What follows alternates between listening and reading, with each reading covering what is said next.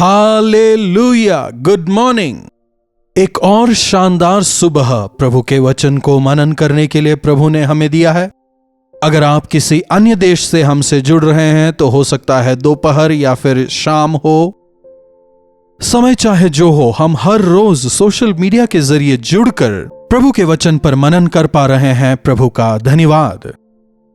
आइए छोटी प्रार्थना के साथ शुरुआत करें। पवित्र पिता, आपका धन्यवाद।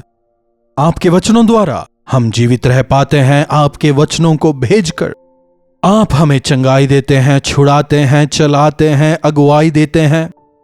आपके वचन हमें कितना अधिक सामर्थ्य देते हैं, इस बात को समझकर पूरी निष्ठा और श्रद्धा के साथ वचन सुनने का अनुग्रह हम में से प्रत्येक को दें। प्रार्थना यीशु के नाम से मांगते हैं, आमीन। परमेश्वर का वचन जीवन की रोटी है कि नहीं?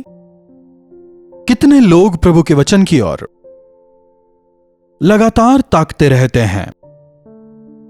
मान लीजिए आपने एक एग्जाम लिखा है तो आप उसके रिजल्ट का इंतजार करते हैं। मान लीजिए, बहुत सारे उदाहरण आ रहे हैं, लेकिन मान लीजिए आपने कोई प्रयास किया है तो हम उसके परिणाम का इंतजार तीव्रता से करते हैं।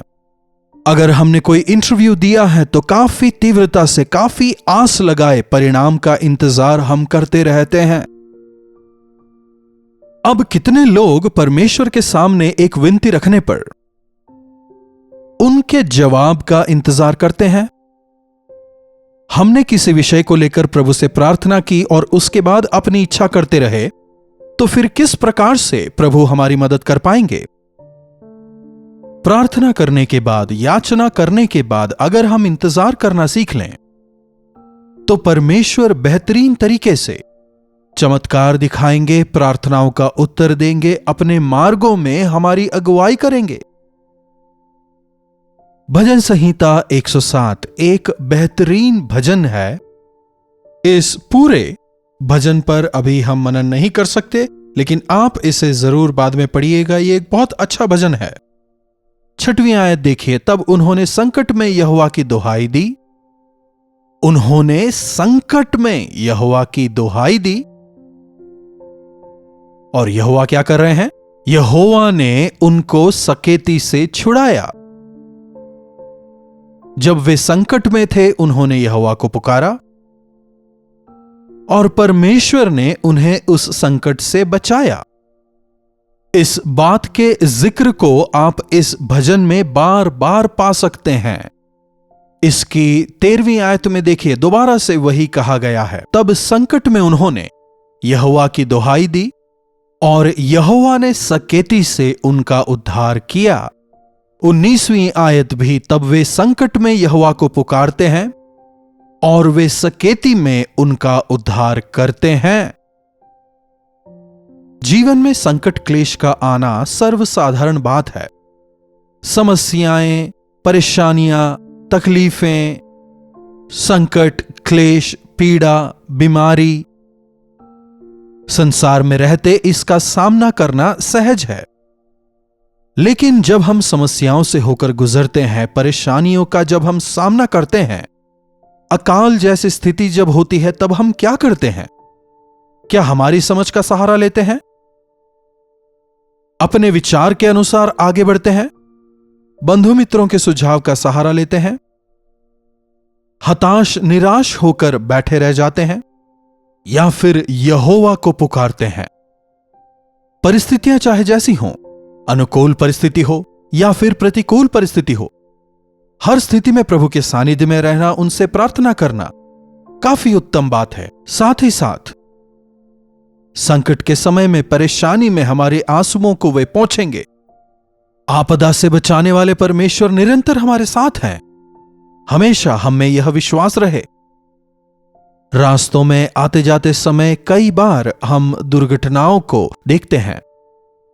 मान लीजिए आप ही रास्ते में जा रहे हैं और एक वाहन बस आपको टक्कर मारने ही वाला है। Just with in fraction of seconds, मान लीजिए अगर टक्कर हो जाए, आप शायद एक और होते और आपकी बाइक दूसरी ओर। हमें नहीं पता कौन से क्षण क्या होगा।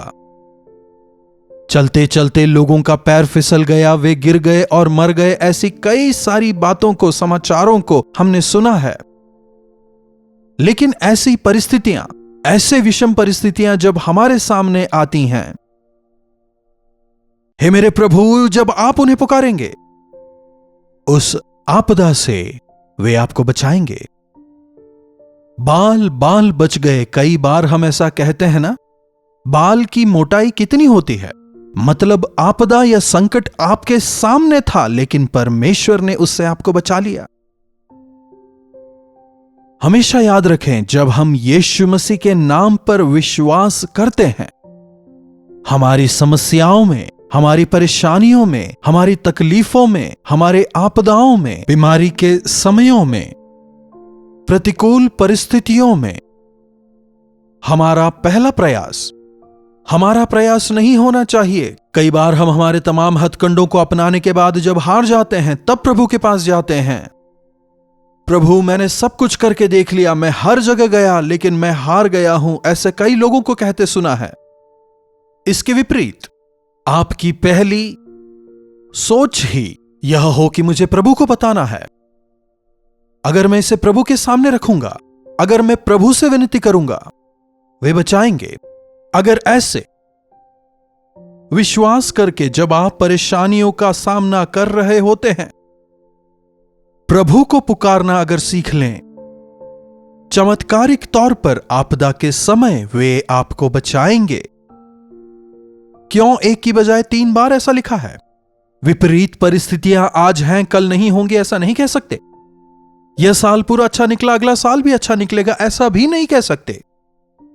आज तक मैंने किसी समस्या का सामना नहीं किया है, इसलिए जिंदगी भर मैं किसी भी समस्या का सामना नहीं करूंगा, ऐसा भी नहीं कह सकते। अगले ही क्षण क्या होगा, आने वाली परिस्थिति कैसी होगी, यह कुछ भी हमारे हाथों में तो नहीं है ना। अकस्मात ही जब समस्याएं हमारे सामने आ जाती हैं, आपदाओं का सामना करना पड़ता है, आर्थिक परेशानियों से जूझना पड़ता है, या फिर किसी बीमारी ही से आपका सामना हो रहा हो, या फिर हमारे अपनों ने ही, हमारे मित्रों ने हमसे धोखा किया हो, जिन पर विश्वास किया उन्होंने धोखा दिया हो। मान लीजिए आपके पास में जो कुछ है एक ही रात में तबाह हो जाए। कई लोगों के बारे में हमने सुना है, करोड़पतियों के विषय में हमने सुना है। बड़े बड़े बिजनेसमैन, रातों रात उनका दिवाला निकल गया, हमने सुना है। कहीं साइक्लोन आ गया, या फिर कोई भूकंप आ गया, या फिर युद्ध हो गया, जो कुछ उनका था, एक झटके में सब कुछ खत्म, कुछ भी नहीं बचा। लेकिन हर आपदा के समय अगर आप यीशु मसीह को पुकारें, वे आपको अपनी हथेलियों में सुरक्षित रखेंगे। आपको वहीं पर तो उन्होंने तराशा है, वे आपको जानते हैं। उन्होंने संकट के दौरान यहोवा की दुहाई दी, यहोवा ने उन्हें छुड़ाया। 7वीं आयत भी देखिए, और उन्हें ठीक मार्ग पर चलाया ताकि वे बसने के लिए किसी नगर को जा पहुंचें। छोटी मोटी मदद करके गायब हो जाने वाले नहीं है प्रभु। जैसे ही आपने कुछ मांगा, प्रभु 10 रुपए दे के निकल गए, नहीं। हमारी परेशानी, हमारी परीक्षा को समझने वाले परमेश्वर हमें ठीक मार्ग पर, सही मार्ग पर चलने में मदद करते हैं। भले ही आप परेशानियों से गुजर रहे हों, तकलीफों से जूझ रहे हों, आपके जीवन की यात्रा को सही दिशा देकर वे आपको हरी भरी चराइयों में बैठाएंगे और सुखदाई जल के झरने के पास ले चलेंगे। मतलब वे कह रहे हैं, मैं प्रतिकूल स्थितियों को अनुकूल में बदलूंगा। 8वीं आयत भी देखिए, लोग यहोवा की करुणा के कारण और उनके आश्चर्य कर्मों के कारण जो वे मनुष्यों के लिए करते हैं, उनका धन्यवाद करें। इसी बात को हम भूल जाते हैं। प्रभु से पा तो लेते हैं, लेकिन उन्हें धन्यवाद देना भूल जाते हैं। अगर देते भी हैं तो वह केवल मुंह से निकलता है, हृदय से नहीं। ऐसे धन्यवाद का कोई लाभ नहीं।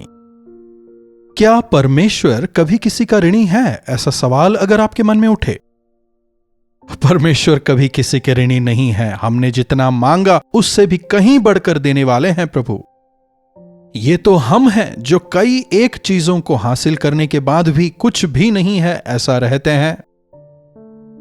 प्रभु से आशीषों को पा भी लेते हैं और भूल भी जाते हैं। बड़े हल्के में, काफी लापरवाही से, अकृतज्ञ होकर, धन्यवादी ना होकर, पाए हुए आशीषों के लिए थैंक्स भी ना कहते हुए हम कई बार रह जाते हैं। प्रभु ने जो कुछ हमारे लिए किया है, जीवन भर भी अगर हम उनका धन्यवाद दें तो भी कम है। प्रभु ने मेरे लिए ये नहीं किया, वो नहीं किया, शिकायतें करना छोड़कर अब तक प्रभु ने जो आपके लिए किया है उसके लिए धन्यवादी होकर रहें।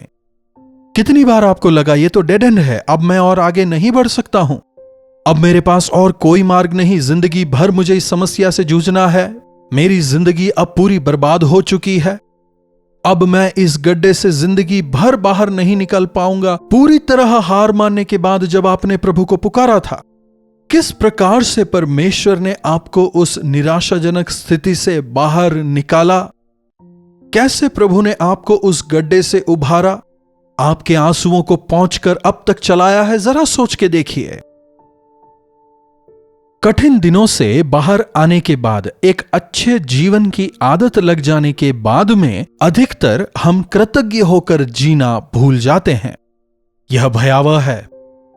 जब हम परमेश्वर की दोहाई देते हैं, संकट के दिनों में तू मुझे पुकार और मैं तुझे छुड़ाऊंगा ताकि तू मेरी महिमा कर सके। हमें परमेश्वर को महिमित करना है।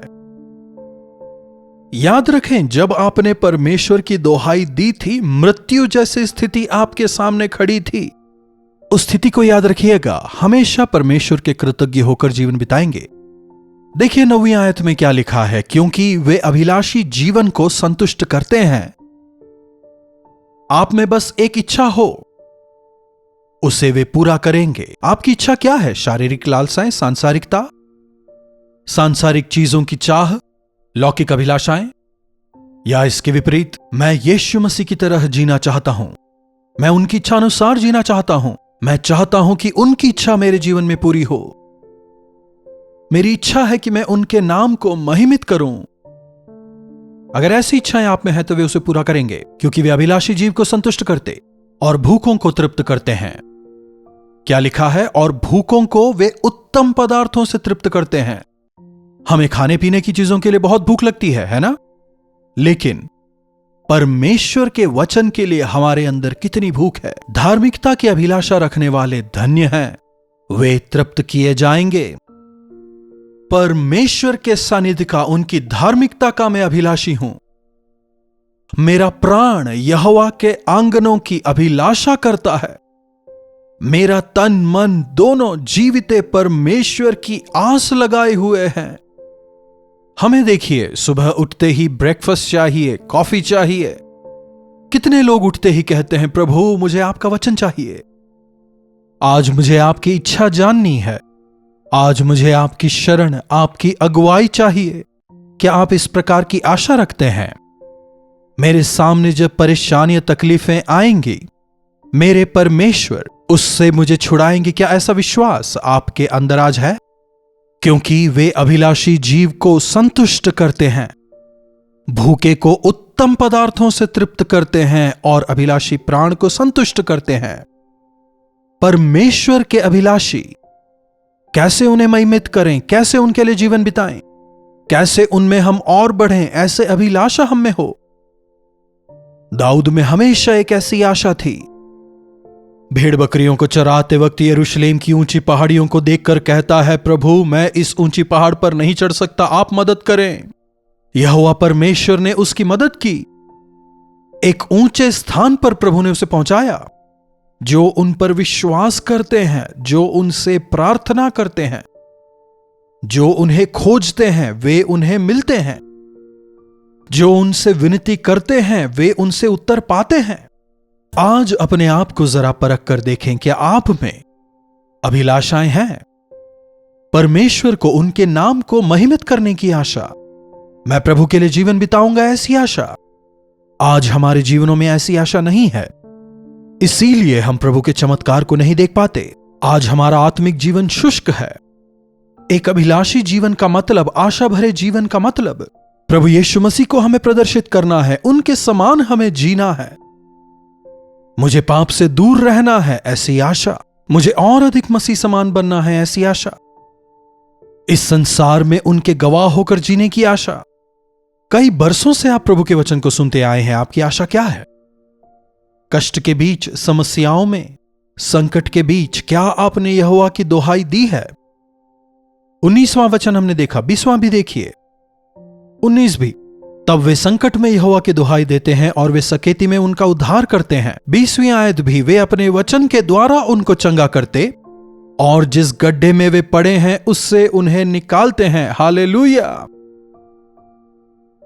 जब हम उनकी दुहाई देते हैं, वे अपने वचन को भेजकर हमें चंगा करते हैं। परमेश्वर का वचन आप कई बार कई लोगों से सुनते हैं। अभी भी आप प्रभु के वचन को सुन रहे हैं। अगर आप यकीन करें कि यह वचन परमेश्वर का वचन है जो अभी आप सुन रहे हैं, यह वचन ही है जो आपके हृदयों में कार्य करेगा। वचन ही है जो आपको संतुष्ट करता है, आपको चंगा करता है, आपको संतुष्ट करता है, आपको तृप्त करता है, आपकी अगुवाई करता है।